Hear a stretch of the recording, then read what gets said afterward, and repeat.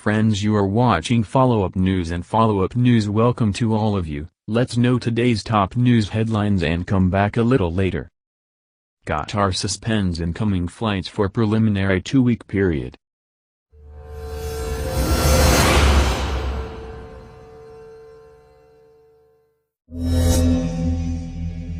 Let's get to know the details.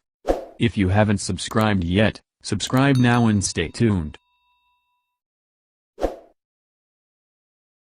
Qatar has announced a series of measures, including the suspension of all incoming flights for a preliminary 2-week period, as a precautionary measure to contain the spread of the coronavirus. The moves were announced on Sunday following a meeting between Qatar's Emir Sheikh Tamim bin Hamad Al Thani and the Supreme Committee for Crisis Management. An economic and financial package will provide incentives amounting to 75 billion Qatari riyals, $23 billion, to help support the private business sector during the outbreak. More.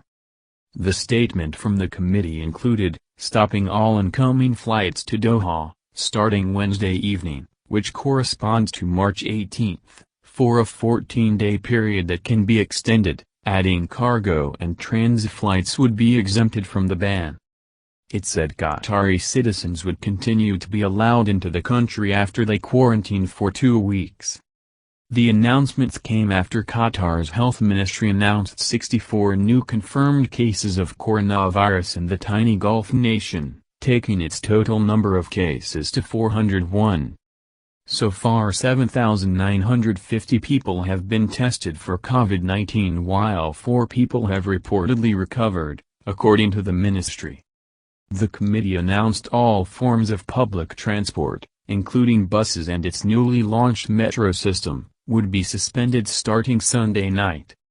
To limit physical interaction, the committee said all government employees above the age of 55, pregnant women, and people suffering from long-term illnesses, such as diabetes or chronic heart disease, would be allowed to work remotely.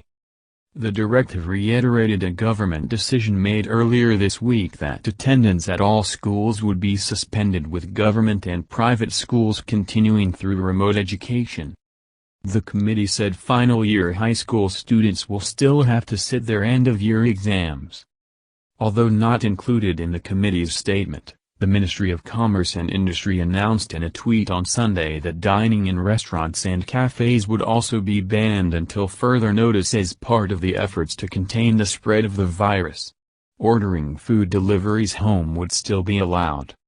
Economic measures.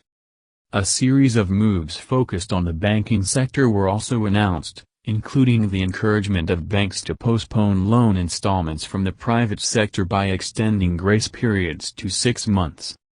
Other measures included exempting food and medical goods from custom duties for a 6-month period, as well as exempting electricity and water bills from taxes. Other sectors on the exemption list included tourism, small and medium-sized businesses, and logistics. Many of the initial cases diagnosed in Qatar, one of the richest nations in the world with a population of about 3 million, were from a group of citizens and their foreign staff repatriated from Iran.